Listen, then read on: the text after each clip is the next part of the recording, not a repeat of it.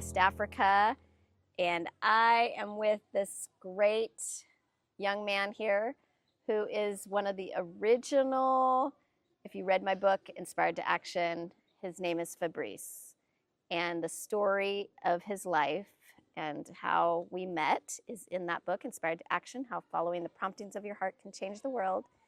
Fabrice's story is one of the original children that God would not let me sleep at night until I personally said yes to the Lord. And what happened is Fabrice lived in an orphanage. There was 109 children in this orphanage. He was 3 years old, about 3 years old. We don't know exactly how old he was, but he was in an orphanage where the children were very malnourished, suffering greatly, and he had a little gold robe, African outfit on. He had his hands behind his back, and he would just strut around the orphanage. He looked like a little king. And I literally felt in my heart that the Lord was like, this is my king, my little king. And when I went back home, his eyes, I could not get out of my head, out of my thoughts. And for 5 nights, I felt like God just woke me up at night, and just his eyes are what came to mind. And I just felt like the Lord spoke to my heart that if somebody doesn't go back to this orphanage and help not only Fabrice, but the other children, that many of these children will not live a long life. So then I had to wrestle with that. And so that story is in my book, Inspired to Action. But we're here. He's now 25 years old. He's getting married on Saturday. And it's incredible. This is like full circle moments now. So I wanted to, while I'm here in West Africa, I wanted to just hear from him, share his heart, and the orphanage that he was in when we actually helped him and the different kids in the orphanage home. That home ended up being a very corrupt home that the government did shut down. And so he went back. He was reunified into his village, which we really support and think that's wonderful when kids go back to relatives. But I would go check on him every time I visited this country and found out that he would be missing and he was up on a farm somewhere. And so I want to hear from him, like what his memory was as a child before he was helped in a greater way with Orphan Relief and Rescue. So Fabrice, go ahead and share what some early memories were when you were reunified with relatives. When we So when I was in the orphanage, I was not that much aware of things around me.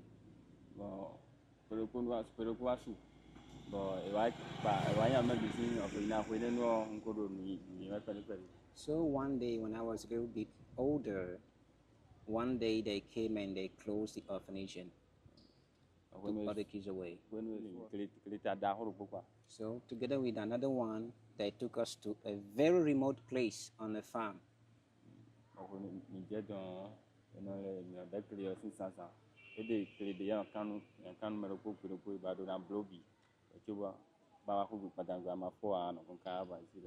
So when we were taken to that place on that farm, each day they would portion to us which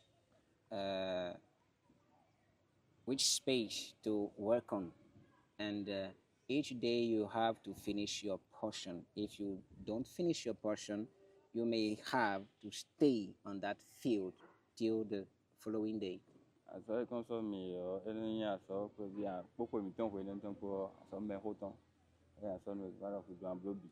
So looking back, the portion of work that they were giving to each one of us was, I would say, something for older people, because this was too much. This was bigger.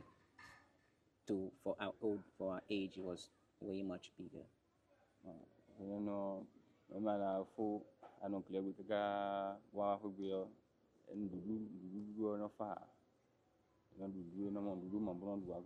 So when we are back from doing our work of the day when we come back to the place, even the food was difficult to get good food. clear me this war. It don't win one when I'm a fucking jabber. There's a part of people I'm not in Bono. We flat in a quick on for who you car or if you know what we never got matter in the town. So even while you are on the field doing the work, if maybe they are doing harvest and maybe you forgot one of the things, didn't pick it, and they find out, they will beat you severely, mistreat you.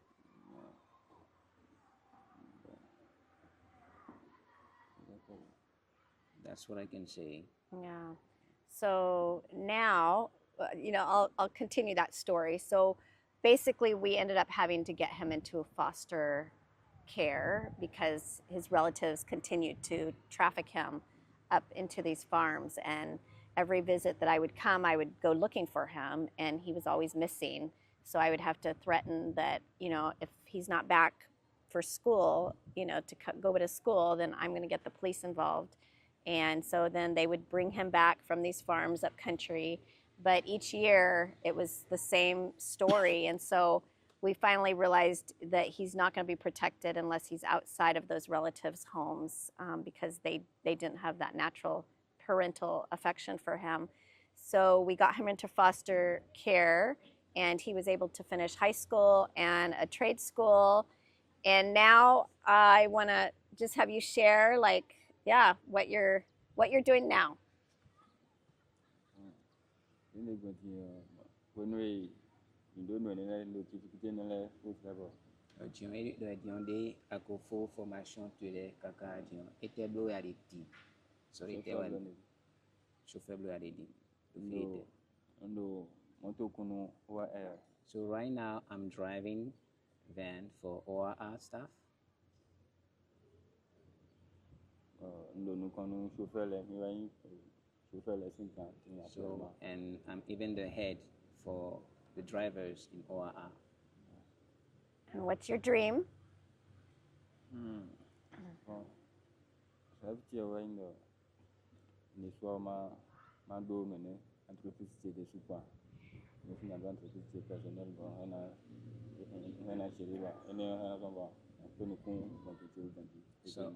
So my dream is that one day I could start my own company so that I can get much more money and take care of my family.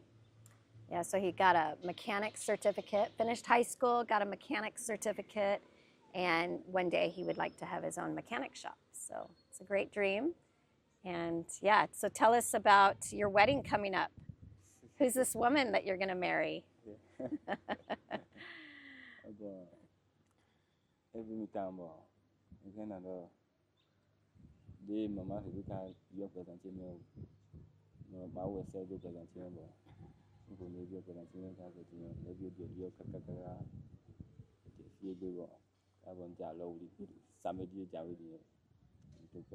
So I'm very happy because from the time you entered my life kept improving, and many things happened in my life, and even the coming Sunday I'll be getting married to a woman, and I'm very happy about that. So tell me a little bit about this woman. What do you love about this woman?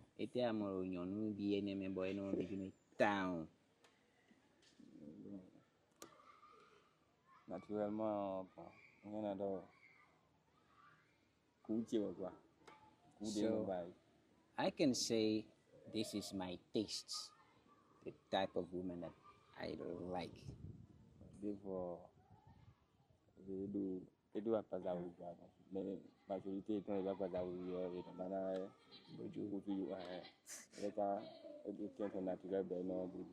So the other thing is that she does not do bleaching.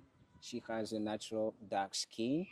Many of the women today, when they have dark skin, they want to bleach, but she does not like bleaching. So this is the second thing I really like about her.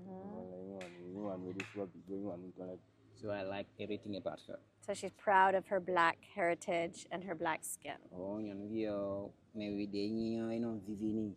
Where I know ego, maybe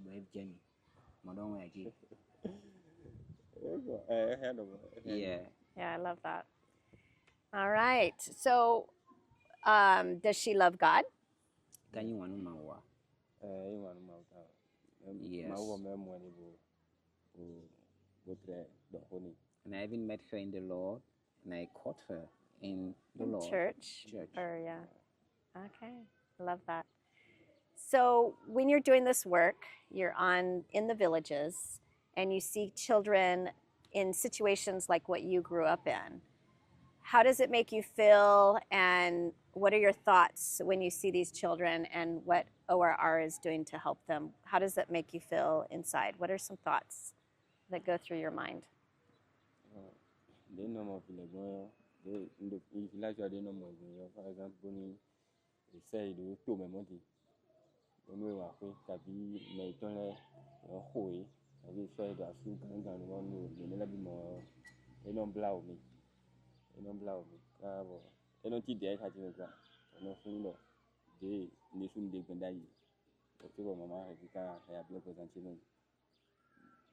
So when I'm on the field and I hear about children being trafficked or being brought back from trafficked, or when I hear that maybe a girl has been forced into marriage, my mind goes straight to what condition I was in on that place, and when you came into my life, how my life begins to change.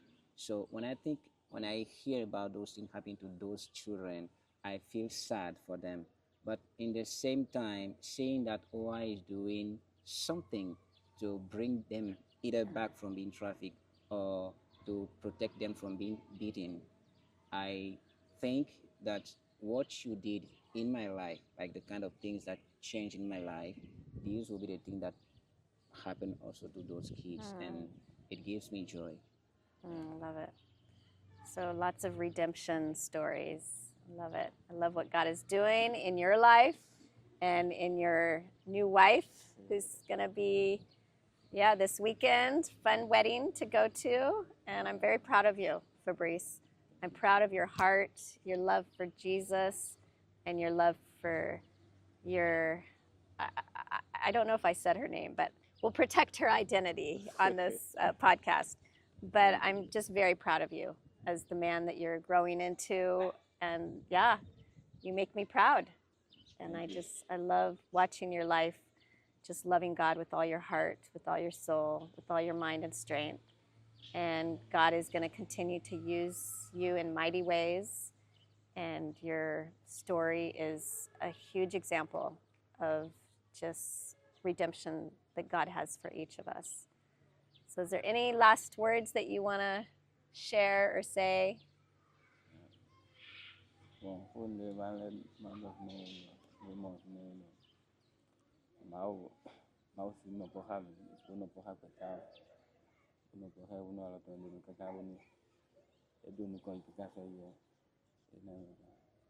my prayer is that the Lord will keep this organization, keep it growing, never ending growing. Yeah, so a memory that comes to mind when I was here on my last trip a few months ago, we were driving in the van, and I don't remember it. We were alone in the van, almost back to the orphanage safe home where I stay. And I said, Fabrice, what are you thinking about right now? And he was just very quiet. And he goes, nothing. I said, I don't believe you. You're thinking of something. And he goes, well, I'm actually thinking about how all of this started with me. And I was like, oh, that is actually true. God used this little boy, this little 3-year-old who's now 25, to do something in my heart that could only be done when God breaks our heart for what breaks his heart. And then we have a choice to make. We can either say, yes, I'm willing to use me however you want, or we choose to ignore those promptings of the Holy Spirit and we say, I don't think I want to be walking down that road. It's too difficult. But if we do say yes, then we get to celebrate in the beauty of what God gets the opportunity to do through our lives. And Fabrice is one of those stories. So when I see his life and see where he's at now, and what he said in the van on my last visit here, is the Lord, as he was saying, it all started with me. Then the Lord's prompting my heart to say, so then the Lord's challenging me of, this is what happens when we say yes in partnership with the Lord. This is just one of many examples. And the Lord doesn't let me forget that. So when God wakes me up at night now, I'm listening a lot more, because I've seen now the faithfulness of the Lord and what God is doing that is so miraculous, really. And we all get to, I guess we all get to celebrate in the goodness of the Lord when we say yes with him. And yeah, so it's beautiful. And I'm excited about this weekend. I'm crying tears of joy right now, Fabrice. Tears are dripping down my face as I'm just remembering God's faithfulness again. And I get to witness God's faithfulness through your life and through each of our beautiful staff and children that we serve here in West Africa. I'm just privileged to be a part of this work. And it's humbling, it's beautiful, and it's just, yeah. So thank you for being on this interview and sharing your story. I love it. And that is all for this podcast. Stay tuned for more updates from West Africa. We're going to do more interviews with different staff members and children while I'm here. Thank you for listening to the Voice with Action podcast. If you enjoyed today's episode, would you consider sharing or subscribing to this podcast and leave a 5-star review to help us grow? If you want to reach us or help us end child trafficking in West Africa, go to Orphan Relief and Rescue.org. That's Orphan Relief and Rescue.org. See you next week.